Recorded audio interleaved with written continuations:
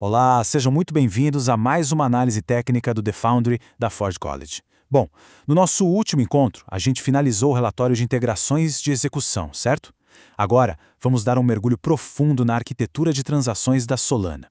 O objetivo hoje é entender exatamente por que o protocolo Gulfstream existe. É sério, é uma engenharia brilhante. Vamos desmontar esse motor e ver como ele transforma todo o ciclo de vida de uma transação, desde o exato momento em que ela é enviada até a sua execução final. Para começar nossa linha de raciocínio, pensem nessa pergunta aqui. E se os líderes recebessem as transações antes? Tipo, antes mesmo da hora.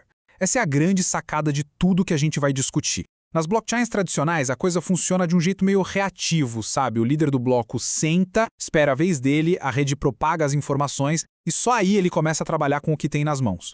Mas e se a gente simplesmente não esperasse a rede inteira se atualizar? E se fosse possível meio que prever o futuro e já mandar os dados exatamente para onde eles precisam estar antes mesmo do cronômetro começar a rodar?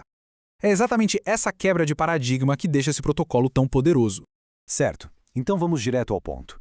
O nosso roteiro de hoje está dividido em 5 passos bem lógicos. Primeiro, a conexão com o C-Level. Segundo, o problema do tempo ocioso. Terceiro, a solução do correio expresso. Quarto, a gente vê o ciclo de vida na prática. E por último, as vantagens e os custos desse sistema na engenharia.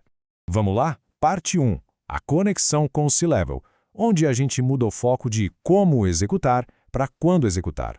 Como a gente viu antes, a base de toda essa velocidade absurda é o C-Level, né? Só que ele foca totalmente no como a coisa é executada. Ele pega as transações, analisa as dependências, organiza as leituras e gravações e roda tudo em paralelo. É lindo. Só que ter um motor absurdamente rápido não adianta absolutamente nada se ele ficar sem combustível justo na hora de acelerar. É aí que o Gulfstream entra em cena. Ele gerencia o quando e o onde. Ele é quem garante que o C-Level vai ter todos os dados e transações ali, na porta de entrada, perfeitamente validados e prontinhos para o uso no exato milissegundo em que a execução tem que começar.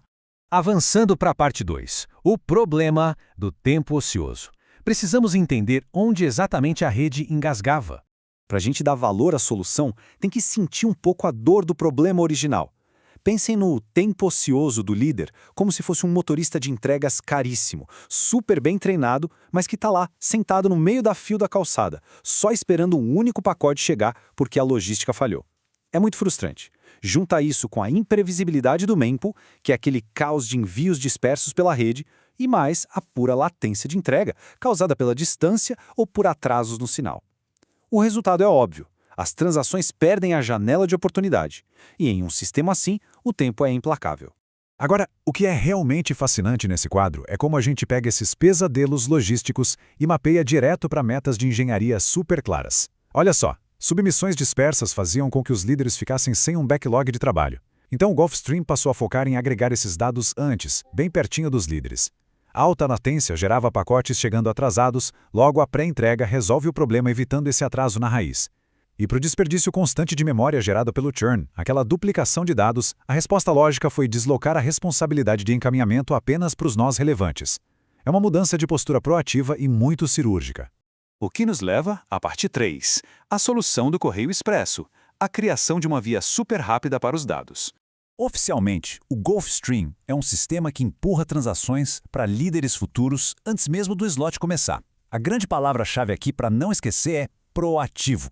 Em vez de espalhar os pacotes cegamente pela rede, meio que na base da fofoca, e cruzar os dedos para que cheguem a tempo, esse sistema muda totalmente o ponto de distribuição. Ele literalmente empurra as informações, criando um backlog que já fica aquecido. Assim, quando o líder assume o turno dele, ele não tem que levantar a mão e pedir trabalho. A pilha de trabalho já está na mesa dele, organizada e pré-validada, antes de bater o ponto.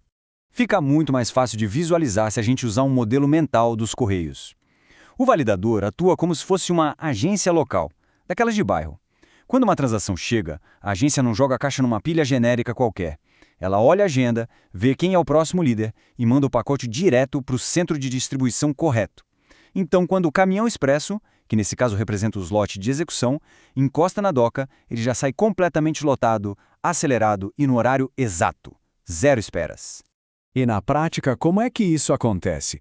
Parte 4. O ciclo de vida prático. Do tempo zero até a execução.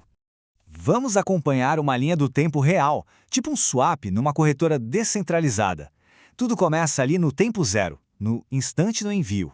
Nos primeiros 100 milissegundos, rola a validação básica no validador local. Se a gente não tivesse o Gulfstream, a incerteza ia dominar a partir daqui, mas não. Aos 200 milissegundos, o encaminhamento direto entra em ação e já dispara a transação de forma proativa para o líder futuro. O resultado maravilhoso disso? Aos 400 milissegundos, exatamente no milissegundo em que o slot começa, a transação já está alocada na memória, pronta. O tempo de espera dentro do bloco cai para zero e a latência de entrega é simplesmente aniquilada.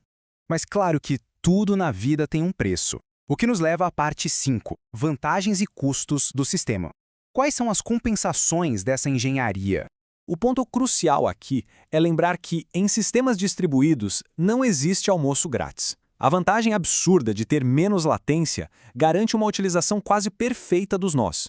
O motor de execução roda sem interrupções e a rede processa montanhas de dados de forma constante. Mas, para manter essa velocidade relâmpago, o custo é precisar de mais memória. Esse roteamento inteligente faz com que nós intermediários tenham que segurar essas transações transitórias por um tempo, e isso exige heurísticas complexas para filtrar coisas duplicadas e fazer cancelamentos de pacotes antigos. Mas convenhamos, é uma troca muito consciente e vantajosa. A gente gasta um pouquinho mais de memória nas bordas da rede, tudo para garantir que o núcleo de execução jamais fique faminto por falta de dados. Tudo isso deixa uma pulga atrás da orelha. Como é que os líderes conseguem gerenciar essa avalanche de transações antecipadas sobre uma pressão extrema? Como eles limpam tantas duplicatas tão rápido e decidem o que realmente entra no bloco? Bom, essa mecânica interna fascinante vai pavimentar o caminho da nossa próxima exploração. Para se aprofundar ainda mais e descobrir outras teorias da Web3, não deixem de acessar forge.college. Tem um universo inteiro de cursos e recursos especializados esperando por lá. Muito obrigado por acompanharem essa análise de hoje e até a próxima!